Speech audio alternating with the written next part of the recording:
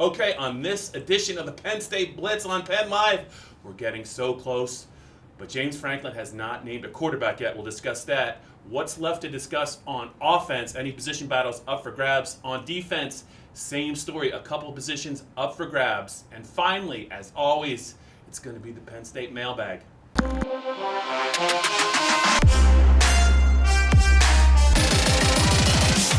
Okay, Greg. We were in for a little bit of a letdown recently when we went to Penn State practice. I know I was let down. Felt like you were let down. Spent a good 180 miles in the car. Yep. We were just anxiously awaiting the news that we thought was coming about the quarterback, who it was going to be. Mm-hmm. And Audrey Snyder of The Athletic, we'll give her a little shout out, asked for, do you have a quarterback update? One word answered, no. And then it was just dead silent. So it's still up in the air, apparently, according to James, who said he hasn't even thought about it yet. Right. Is it going to be Sean Clifford? Is it going to be Will Levis? What do you think is really going on inside of the mind of Penn State's football coach? Yeah, I mean, I think, Bob, at this point, that they clearly aren't going to rush this decision. Even if they have made it, they're not going to rush to make it public. And, I mean, there's part of you that wonders if there's not a little forethought going into this after the way things went with Tommy Stevens, if maybe letting this play out as long as possible keeps both of those guys engaged. And, you know, maybe we're at a point where they legitimately don't know, and that one guy hasn't stepped forward to win the job. That seems slightly hard to believe, especially after James did allow that Sean's getting more reps in training camp than Will Levis is.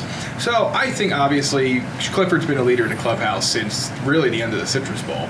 And there's nothing that has, caused me to change my mind. And when Tommy Stevens left, obviously, put things on a better track for Clifford. So they'll announce it either, next week during the lead up to Idaho, or we'll find out when they put the starters on the scoreboard at Beaver Stadium before kickoff. Either way, I don't think James Franklin not making an announcement changes, the way this thing's going to play out. Yeah, I think you made a lot of great points. I think that one thing that James said that had me thinking overnight is he said that they're both young quarterbacks. They both don't have a lot of experience. And it's tough to play two quarterbacks when you don't have when you're trying to get one experience and confidence. So I'm just wondering if I think James has known all along who his quarterback's going to be. Mm-hmm. Now, he may not have discussed it with the staff. He might not be lying about that. Right. But to me, I think it's pretty clear that it's Sean Clifford. He was the guy in spring. Every media opportunity we've had once a week, even though it hasn't been long, he's been working with the ones. Mm-hmm. He's the guy that looked better. He looked better the last time we saw him. He threw a nice touchdown pass to KJ Hamler. Yep. I think Will Levis is absolutely talented. A year behind Sean. You look at him, the body language doesn't look the same to me. I think he's got a little bit more developing to do. But I think James, the method to the madness is James doesn't want to tell these guys who the quarterback is, even though he knows it. He wants to have them still compete, put them under a little bit more stressful conditions. Yep. I think it'll sharpen them for the long run. And I think, Greg, it also helps that they're opening with Idaho and Buffalo the first 2 weeks. So if he really wants to get them both experience, it's hard for me to believe that the games will be close early in the third quarter. So he can do whatever he wants. I think ultimately it matters who the quarterback is in week 3 against Pittsburgh. But for James made it sound like this is nothing new, but clearly it is. He named Trace over Tommy a little bit earlier, I think. This season starts early. I just think it's going to be Sean's job. I think he's earned it. I'd be stunned if Will can get it. I don't know what it means moving forward after this year, because I think that if Sean is the guy, he's going to be tough to displace. He did talk about the number 3 quarterback battle. We'll see about that. But I think that James does have a couple ulterior motives in hesitating to name the quarterback. And I wouldn't even be surprised if he's not ready to divulge it on Tuesday. Yeah, I wouldn't either. Just to seize on one point you made, Will Levis does look like he's a year behind. And we're only seeing 10 to 15 minute shots of practice. So you can only, take that with such a grain of salt. But there's just times when Clifford looks to be a little bit more in control of things. And really that was the same even at Lift for Life back in earlier this summer when Clifford was sort of the leader of things. He led that effort with the team and some of the other leadership, players. And he was very good talking to reporters about everything. And you can just tell he has a little bit more experience. He's a little bit more seasoned. And that's why he's been seen as a front runner for so long. They're both extremely talented guys. And then we talk about that third string strength battle. Yeah, they're going to try and redshirt Taquan Roberson and Michael Johnson Jr. Let's be honest, if it gets down to one of those guys, things have gone horribly awry anyway. Would it appear that Roberson might be a little bit ahead of Johnson Jr. at this point? I think that's fair to say. But I could very easily see them making that spot on the depth chart an or and letting things play out however they play out during the course of the season. Yeah, I mean, I don't know that they're in a rush to name the number 3 QB. They might not wait. They could wait a month. I think that the skill set of Michael Johnson might eventually catch up to Roberson, but it does look like there's a pecking order in practice, and Roberson's been kind of the 3 guy, and Johnson's been the 4 guy. But so the first official news conference will be next Tuesday. Yep. And the first question he's going to be asked is about the quarterbacks. But if you say that you haven't even thought about it, if you say you haven't even met with your staff about it, like, what's really going to change in a week? Right. Like, is it really? I think that he's known all along. I don't feel like he's felt a need, Ricky, to kind of discuss it. Right. I think he knows that he's got his guy, and he's going to let them compete a little bit longer, see what happens. But this is definitely a little bit different, especially since we were riding up to practice and about 19 starting quarterbacks were named. I think the Mississippi State quarterback job might get decided before the Penn State job. Right. And it could even be our old friend Tommy Stevens. You never know. We'll find out soon enough. Okay, so let's go to the rest of the offense. Like you said, we haven't seen a lot of practice. We usually get about 10 to 12 minutes once a week. It's not a great window. Sometimes they work on special teams. But as you look at how the first and second teams are kind of laid out, at the start of camp, we thought it would be a pretty big battle between Mike Miranda, and C.J. Thorpe for right guard. I don't know that it's necessarily important to them. I think that they think that they got 3 guards who can play. They're trying to get Miranda to get ready at center in case something happens to Michael Mennett. So is it really a battle at this point, or does it even matter who the starter is? I don't think it matters. I think it'll end up being Thorpe, and I'm basing that off the fact that they've had to take guard reps away from Mike Miranda to get him center reps, and that should by default allow Thorpe to take a small step ahead. Even you put the talent aside, you put everything else aside, he's had more reps at the guard spot this camp year, and because of that, I would assume he's going to be the starter. But they've been clear since really back to April in the blue-white game. Yeah. They intend to play all 3 of these guys, and obviously the rotation will be more Thorpe and Miranda than anybody subbing in for Gonzalez, but they seem to like them all, and Thorpe has a clearly maybe the most aggressive streak of anybody on the offense. I think that's or offensive line rather. I think that's a huge plus for him, and the fact that Miranda can play multiple positions means you're going to see him on the field plenty, I think, this fall. So I don't really envision it mattering a whole lot in terms of who's that starter on that starting line come August 31st in the opener, because you're going to see plenty of those 2 guys and the 3 as a whole. Okay, let's touch on 2 more points about the offense. The wideout group, I think we know who 2 of the starters are. We know who the star is KJ Hamler. In the slot, had a nice touchdown catch. We saw him, yesterday that would have been on Tuesday as we tape this. Jahan Dotson's clearly, they made him available to the media. He's another starter. But I still don't have a really good grasp on who is going to be the 3rd starter. I think he's going to be a bigger receiver. But Penn State has more options than Justin Shorter. Right. I mean, the one thing that jumps out to me is Jarrett Parker seems pretty happy with rotating a bunch of guys in and out. And I don't know if they'll change the way they rotate guys in terms of when someone goes deep, they tend to bring him off the field and sub somebody in. I don't know if that'll change this year, but it could be Daniel George. It could be Weston Carr. We saw Dan Chisena getting some first-team work. I mean, I don't know. Much like the guard battle, I don't know if it truly is a huge difference maker who gets the starting job, because I think you're going to see 7-8 wide receivers a game. Hamler and Dodson will get the most work, but all those other guys will filter in. Justin Shorter, we've seen him do some in camp this year, maybe not as much as expected. What does that mean? Where is he at this point? Is he ready to take the next step? So will he be the starter week 1? I think if you would have asked that August 1st when we got back from Big Ten Media Days, I probably would have said yes. I'm not sure right now. Yeah, and I do think it's strange that I think the last 2 or 3 availabilities when we've seen the offense out on the field against the 1s and the 2s on defense, you just haven't seen Justin. Now they could be just holding him out of that period. He could be dealing. It doesn't look like he's hurt. He could be dealing with maybe a minor issue, but he's a young receiver. He needs reps. I will say this: I think that Dan Chisena is a guy that, usually when you talk about blue-white stars, that you never kind of really see much from them ever Right. again. There's a history of that at Penn State. I don't know that that may be the case with Dan. I think that they do really like him. I think they definitely like Daniel George. I just think that it's important that they spread the field, so there's always going to be a third receiver on the field, Greg. Right. But at some point, whoever that third receiver is, they got to be able to use them.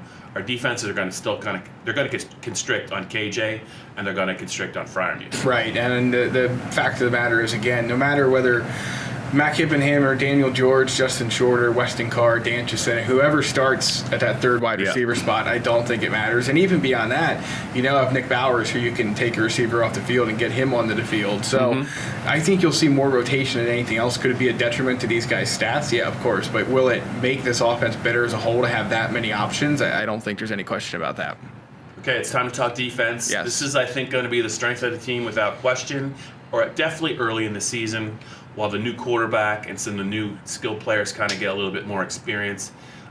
This looks like it's going to be a really good defense. It should be a really good defense. Etor Gross-Matos, the all Big Ten end, is back, but they got a lot of other ends they really like. But they're going to need some improved play from the defensive tackle position, not so much on the nose where Robert Windsor is, but they're going to need a little bit more push, a little bit more disruption from the three technique spot. The tackle, that kind of is next to Windsor. I think they like a couple of players. Yeah. Obviously Shelton, I think PJ Mustipher can fit in there. You hear some buzz about some other players. But how do you look at this defensive tackle group less than 2 weeks out from the season opener? I think the word is uncertainty. I mean, you've seen Shelton do some nice things. He's going to be the starter. You know what he can do. You assume, just looking at PJ Mustipher, he's a mountain of a man. It seems like he will fit in just fine to that rotation. But then what? You have Fred Hansard. You have Damian Barber. You have some other guys that will factor in there. But are they ready for prime time, or will this rotation be primarily Windsor and Shelton with a healthy dose of Mustipher, and then some other guys filter in kind of at the 5, 10, 15% of the snaps at most?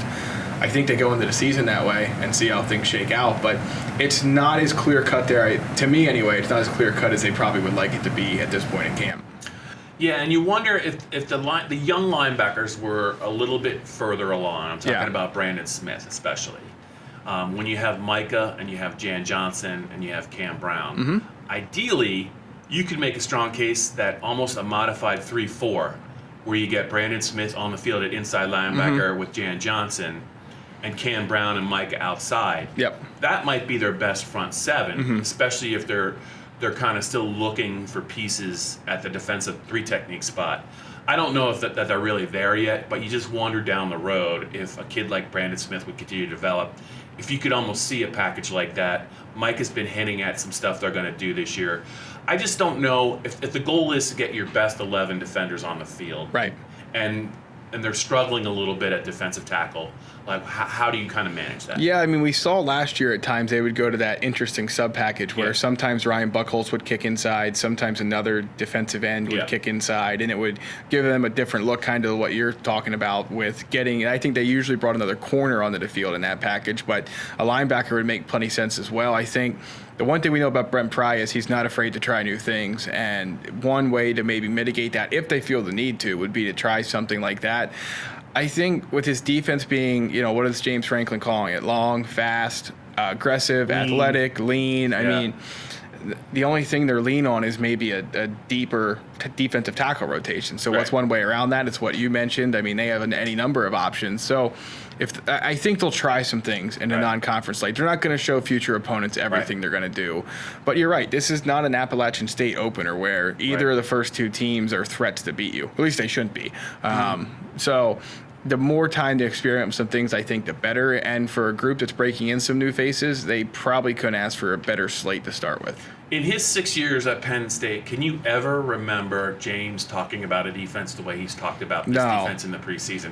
He usually can't contain himself when he likes a breakout player. Right. It's pretty clear to me that he feels not good. He feels great about this defense. And As he should. And I think that the final piece of the puzzle might be that he feels good about his safety group. Yeah. They got to replace Nick Scott, and they do have Garrett Taylor back, and he thinks that he's taken a next step as well.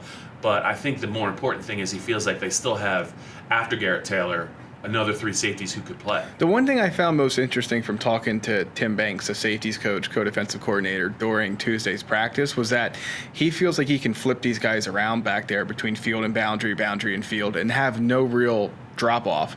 He mentioned at one point you could see Sutherland and Brisker on the field together. You could see Taylor and Brisker on the field together, Taylor and Sutherland on the field together. Obviously, Lamont Wade with any of those 3 guys on the field at the same time. So, especially early on, again, when you talk about trying some things up front, they can try some things in the back too, and really settle on a guy, I think, that will be their primetime player by the end of the non-conference slate. And with the ability to do that, they should try. I think they'll try a number of things in live game conditions to see what fits best, but they have to feel great about Garrett Taylor. He looks good. I think he took a nice step in the offseason, and I don't think they should feel concerned about which one of those 3 guys steps up to be the starter and sort of the guy back there early on. Yeah, Greg, I think the moral of this preseason story has been James and his staff have gotten to the point with their recruiting that their depth is such that unless we're talking about an all Big Ten player like Etor or a game changer like KJ or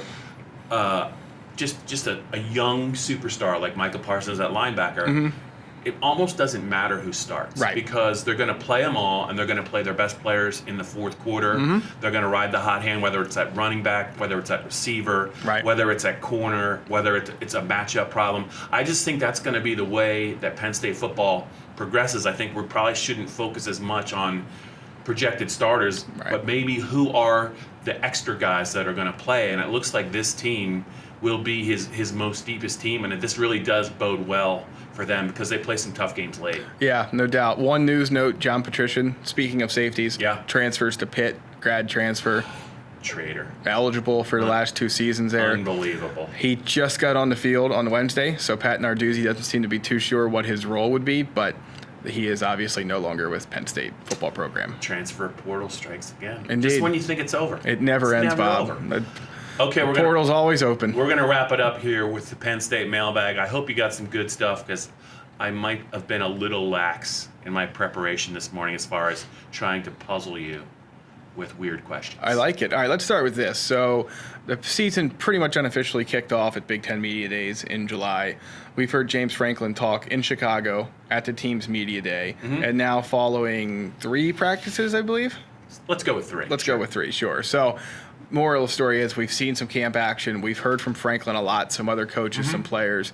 So one thing that jumps out to you that you didn't know when we were in Chicago touring around the city and that you know now about this team that sort of jumps out to you as a key or important going into the Idaho game? 2 things. One's big. One I think is small now, but it'll be bigger maybe later this year or beyond. I just think that I was of the opinion, going into maybe the Chicago trip, that Devin Ford was going to be a factor this year, and he might still be. But I remember what James said about Journey Brown and Ricky Slates separating themselves in spring. Right. So I think they really like those guys, and I think that because of what Noah Kane can do in short yardage and in goal lines, I think that's the 3. I don't think that there's going to be any depth chart shakeup.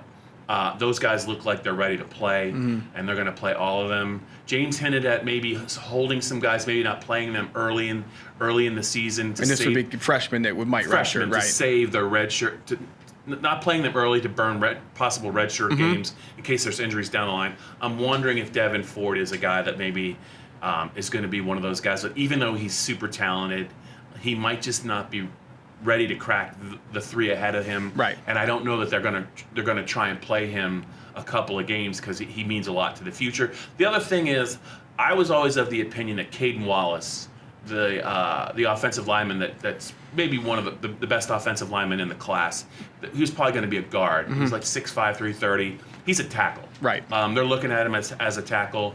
P.J. Mustipher talked about him as a tackle. James kind of referred to him as a tackle.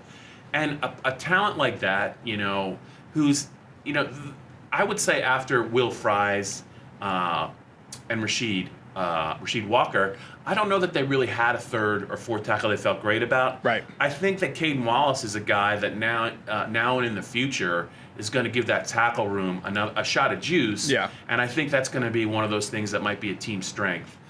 if not this year, next year. The one thing that jumps out to me is that Penn State should not have to worry about being beat by kick returns at all this year. That's right. Because so practice is short. That's a good pull by you. Don't see a lot. But, man, when Jordan Stout, the Virginia Tech transfer kickoff specialist, he hits it differently than anybody else they have on that roster. It sounds different. It looks different. We've seen Jake Pinniger doing most of the field goal work. It seems like that's still his job, at least for the time being. But I don't think we've seen one kickoff from Stout during practice. Of course, he'll change during game conditions, but I don't think we've seen one that hasn't been 5 yards at least deep in the end zone, if not out of the end zone. So if you're worried about them getting beat on kickoffs like they did a year ago, I don't see that being an issue this year unless he totally falters under game pressure, which he was very good for Virginia Tech last year, one of the best kickoff guys in the country. So however Joe Lorig and James Franklin pulled off that transfer may be the story of the offseason. All right, that's one question down. I hope you have another one for me. I do. We got one more, and then we got to get to something else. But, yeah, a little surprise. You said you didn't prep to surprise me, so I prepped to surprise you. Excuse me, yeah. So excited I could only hardly choke on my words. Bob, the receiver and the safety spots. We talked about it may not matter who starts at those jobs. Who's your day one, number 3 receiver? Who's your day one other starting safety beside Garrett Taylor? I think it's going to be Lamont Wade to start the year. I thought it would be Sutherland. I think it's going to be Wade. Based on, if I just go by what I've seen on the practice field, and we haven't seen a lot, I can't in all good conscience say it's going to be Justin Shorter. Right. I think he's the most talented receiver, but I'm going to say Daniel George. And I do think that Dan Chisena, the kid that caught the long touchdown pass from Will Levis, in the blue-white game, they put him on scholarship right after that. He's a burner. I think he can help them on special teams. I think they really like him. He can stretch the field. I think that's important. So I would probably go George 1, Chisena 2, and then maybe Shorter 3. I don't think that could. Maybe it won't end up that way, but that's the way it looks right now to me. Yeah, I can't disagree with you at all. I think Lamont Wade's the clear starter back there for the time being. And then, it seems obvious that it won't be Shorter unless something changes or they're showing us things in practice for the 15 minutes that they do differently for the first hour and 45 minutes of practice. So George is as good a pick as any. George, Chisena, I could see either one of those guys. All right, well, that's it for the questions. Now I'm really scared about Well, we got these fancy new microphones. Yes. We should have probably talked about it earlier, but if you're watching the Penn State Blitz, it's also now in podcast form. And so you can find it anywhere you get your favorite podcast. We'll be continuing on to season predictions if you're listening in the podcast. If not, you'll have to look for that video on PennLive. And do you remember, that's your final mailbag question, the YouTube URL to find our videos. I'm gonna defer to you on this. Believe it's youtube.com/Penn State All Access, PSU All Access, just All Access. We're gonna have to figure it out. I did talk a good game. We'll get there.